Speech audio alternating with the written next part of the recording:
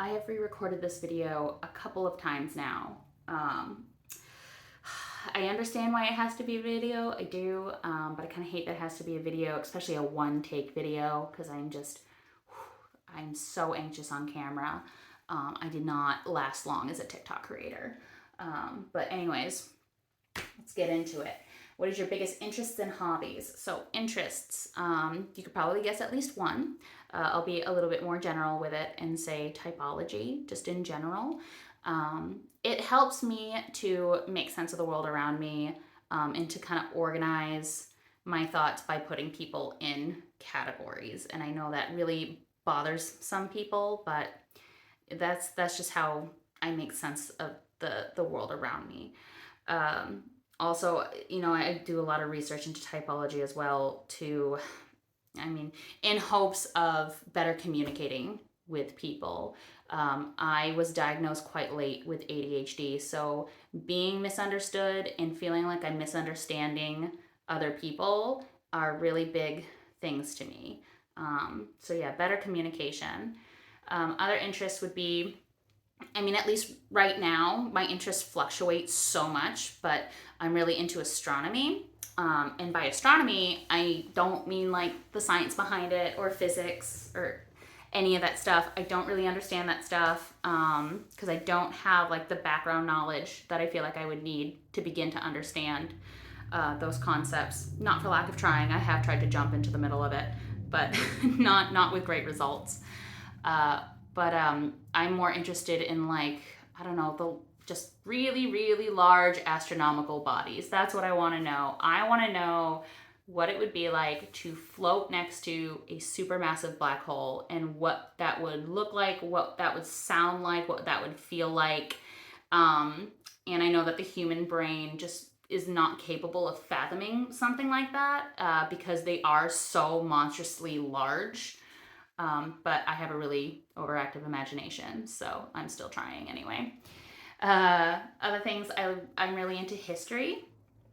Um, and again, less on the side of like knowing dates and times and important figures and things like that. I want to know what it was like for people living in Tudor times, living in Victorian times. What was that? What was that like, especially for lower class people? Um, and I know that it was probably super depressing, but I still want to know.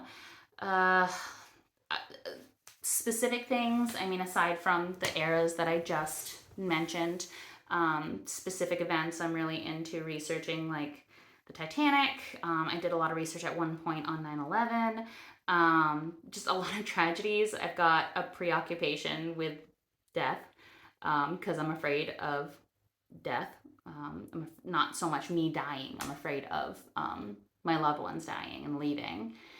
But yeah, so again, though, with that stuff, what I really want to know, the answer that I'm really looking for is what was it like to be a victim of those things?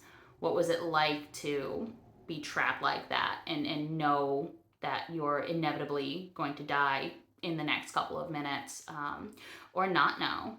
People trapped in the Twin Towers did not know.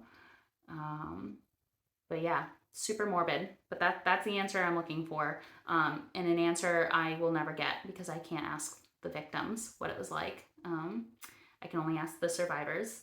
That's not what I was looking for.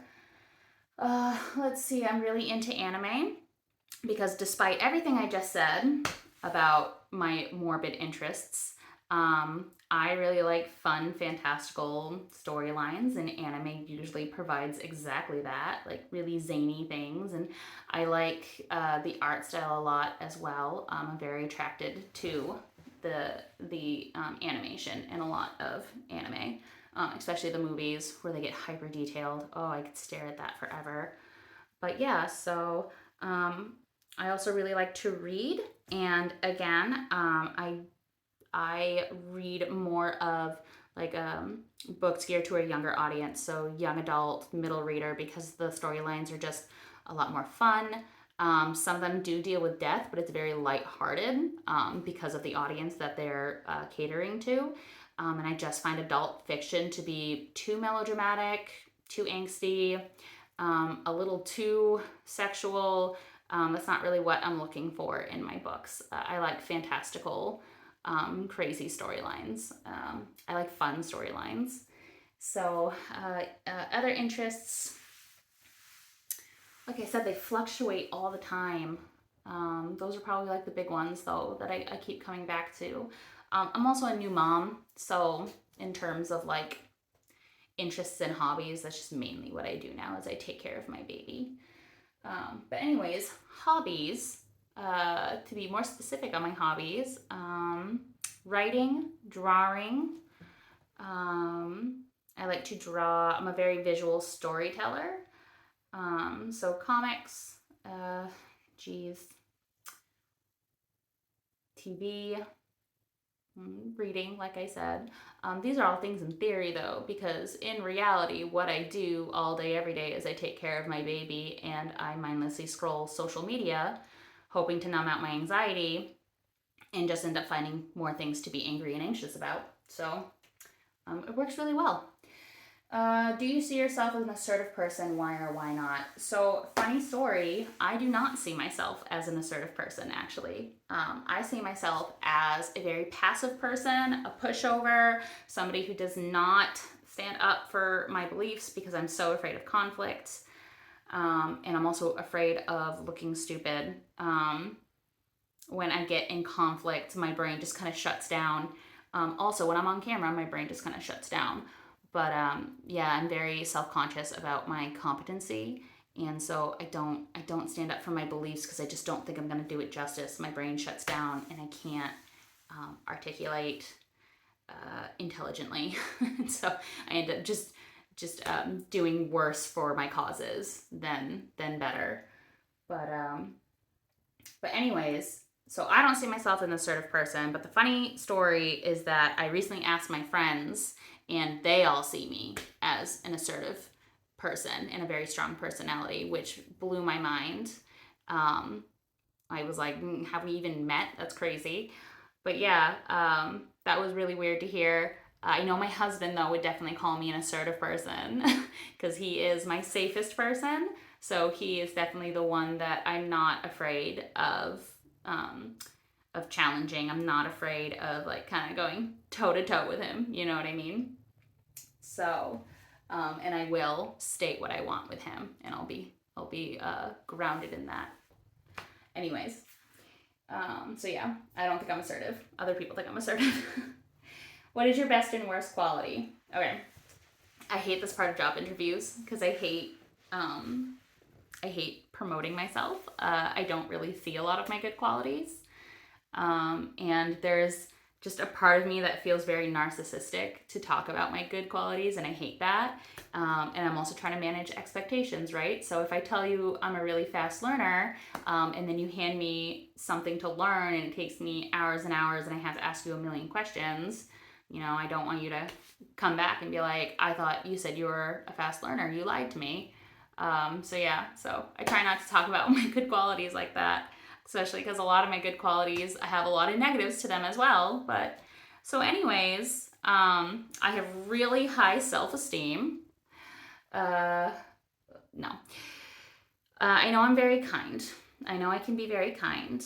I'm very empathetic, sometimes too empathetic, but I am very empathetic. I do genuinely care about people. I do genuinely want to help people. Well, I do and I don't. I want to help people, but then I want them to leave me alone.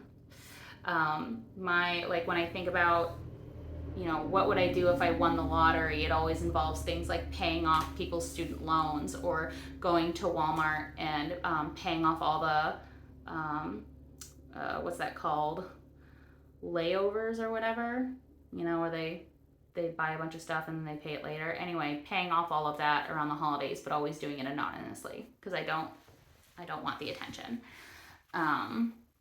Or I don't want people to feel like they have to give me something back. I'm extremely uncomfortable with people giving things back to me. But yeah, so those are my best qualities. I think I am a pretty fast learner though, or I've been told I'm a fast learner. So I've also been told I'm quite intelligent. Again, I don't see it, but that's what I've been told. Worst qualities, pretty much everything else. I'm quite naive. I know that. I'm super indecisive, except when it comes to like really big decisions, like buying this house. I was like, that's the one I want. That I don't have to look into anything else. And we got it. But anyways, super indecisive with a lot of small, unimportant things.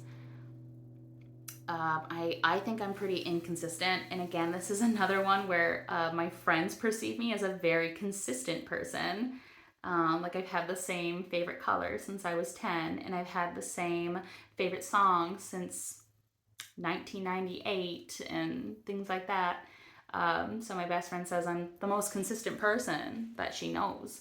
But in terms of like how I'm feeling and how I view myself, especially, I'll probably watch this video later. I could watch it next week, and I could think to myself, why did I say any of that stuff? Who was that person? None of this is true for me. I do that with journal entries. I'll read old journal entries and I'll be like, who was this person? Why did I say that? None of this makes sense to me. It's like I'm 4 different people living in the same body. But yeah, I can be too reactive for sure. My anger scares me. It makes me feel out of control, and I can be quite an angry person. I have a lot of anger and resentment in me. Let's see, worst qualities. I am a hypocrite. I know I am. I think everybody is, but that might just be me trying to make myself feel better about being a hypocrite. I know I will not like this politician for doing this thing, but this politician I like did the exact same thing, so like that's okay. And I hate that. I'm always calling myself out on that. But I do it over and over again. So, and I talk too much. Yeah. I joke that my speaking style is like a Japanese role playing game where there's like a lot of side quests, so much that you forget the original plot of the story. But yeah, and I'm not a very refined person. No, if I could eat everything with my hands, I would. Um, anyways, next up, what is your ideal place to live in the world? So I'm kind of poor, so I haven't traveled a lot, so I couldn't give you like a specific place, but somewhere probably in the middle of the woods, where it's still pretty sunny, near some body of water. Uh, Geez, and just magically no bugs. Where I really want to live is in a fictional place. That's where I want to live. But somewhere where it's just consistently, between 40 degrees and 75 degrees, because I hate being super, super cold and super, super hot. Speaking of which, it's super hot in this room right now. It's not adding to my sweating problem here. But yeah, so somewhere like that. If there's a place in the world like that, absolutely. I feel like that place is in Ireland. Or I would like to live in Nothing, Arizona, because I just think it would be funny to live in a town called Nothing. So anyways, what is your biggest pet peeve?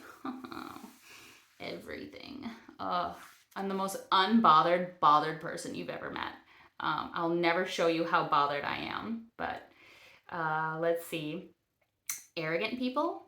I hate arrogance, even though I can at times be very arrogant. I know this of myself, and I call myself out on it. Let's see, I watched another typing video that a woman said, what did she say? People who treat their opinions like fact, or people who speak of their opinions like they're fact. I hate that. I hate that. I ask you, what proof do you have? And you say, well, that's just the truth. Well, you don't know that. 9/11 was an inside job, and that's just the truth. You don't know that. You weren't there. You actually weren't there. And there's a lot more evidence that it was not than it was. So anyways, sorry. Little baby rant there. Other pet peeves. People who won't let things go. They just keep even though I've signaled several times to the fact that I no longer want to talk about this topic, they still keep digging into it. And at that point, I just kind of shut down and I'll just let them speak at me, and I'm not taking any of it in. But if they call me out on the fact that I've checked out, I will lie about it because I'm just a toxic person. But yeah. What else? Pet peeves. Oh, I don't really know if there's a word for this, but I get really annoyed when people will go against the grain of like popular media, and I just get the sense that they're doing it just to look cool. So for example, I don't know, people who hate the TV show Friends and are very vocal about the TV show Friends. Now, if you genuinely don't like the show, that's fine. You know, it's not for everybody. It's not everybody's cup of tea. But I just generally get the sense that that's just like a cool thing to say now. Like, I don't like this popular piece of media, so I'm going to be vehemently against it. And that makes me want to dig in even more to it. Like, well, now I'm a super fan of Friends. Now I'm going to go get Rachel's face tattooed to my back because that pisses me off. I won't. I wouldn't do that. But that's what runs through my head. Anyways, other pet peeves. I hate driving in general. So just really aggressive drivers piss me off. Let's see. Most of my pet peeves are people related. I'm assuming that's what you want to hear is my people related pet peeves. But I also really don't like the certain feelings of clothing. I don't like wet denim. I don't like tight things. I want to just like live in super baggy like potato sack things. And I would, but I'm super self-conscious about the way that I look, so I don't. Because it makes you look bigger, and I'm already quite big. I'm already quite chubby. Anyways. Oh, I'm gonna hate watching this back, and I will. I'll tell myself not to, but I will watch this back and I'll cringe the entire time. All right. I'm sure I'll think of more pet peeves after I finish this video, but I'm just gonna cap it at that. I think you get the picture that I'm a rigid fucking person. What are or were your greatest life goals? So, just throughout my entire life, I've had a focus on or a yearning to be a storyteller in some way. And I just kind of try like 100 different mediums to see what fits best. I think I'm looking for an easy way out, is what I'm looking for. I just see the story so vividly in my head, like a movie playing in my head. That it frustrates me that I can't accurately depict what I'm seeing in words or in pictures, or in any other medium that I've tried so far. I'm pretty excited. I read an article about AI being able to, I don't know, read your thoughts and draw out or whatever your thoughts. Anyways, if they could come up with a technology like that, oh my god, I'd be so excited. That's exactly what I'm looking for. I'm looking for things that don't exist. But yeah, so just being a storyteller in some capacity. I haven't even started on anything because it's just never good enough for me. But yeah, that's been pretty much the consistent, life goal. Other than that, I mean, I've just tried 100 different things. Just anything that kind of captures my interest and makes my brain itch, I gotta try. It's not enough for me to sit here and watch 100 videos of cake decorating. I want to try cake decorating. Which means I also have to learn how to bake and learn how to make buttercream.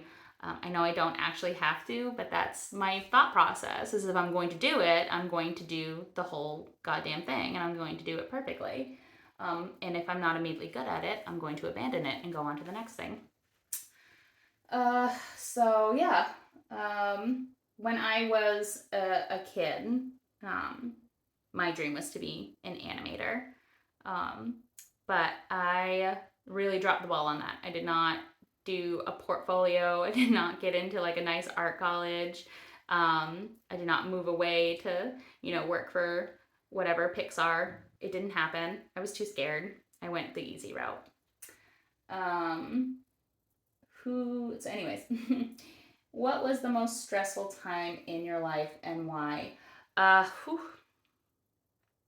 the most stressful time, I mean, I constantly operate out of a state of stress, so that's a really hard question for me.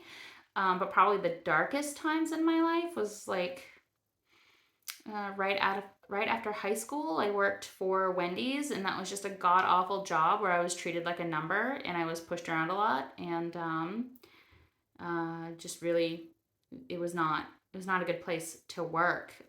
But in my adolescent 18-year-old didn't know any better mind, I didn't really question it. It was a friend of mine that was finally like, you need to quit. This is a toxic work environment. You don't have to do any of this. And so I did, but I was still quite depressed until I met my husband shortly after that. So, I mean, that was good. And then also after I quit a different toxic work environment, and I was unemployed for a chunk of time there, and I felt like everybody was judging me for being unemployed, for not having a job lined up already, before I quit this terrible, terrible workplace. I also got the sense, I didn't just get the sense, I knew that people thought I was being overdramatic about how bad this workplace was. And actually, my sister was friends with one of my old coworkers, and my old coworker told her, just confirmed everything that I said about this place. And then finally, my sister was like, "Oh shit, you worked for a narcissist, like an actual narcissist." I'm like, "Yeah, yeah. You would have known that if you had just believed me in the first place." But okay. Anyways, so that was the most stressful time in my life. But again, I'm just constantly operating out of stress. So just the whole goddamn thing. I'm pretty stressed out right now. I have a new baby. My brother's moving in a couple of weeks, and I'm trying to clear out a space for him to be, that he can have his own space, and the baby won't bother him too much, and he won't get in our way too much.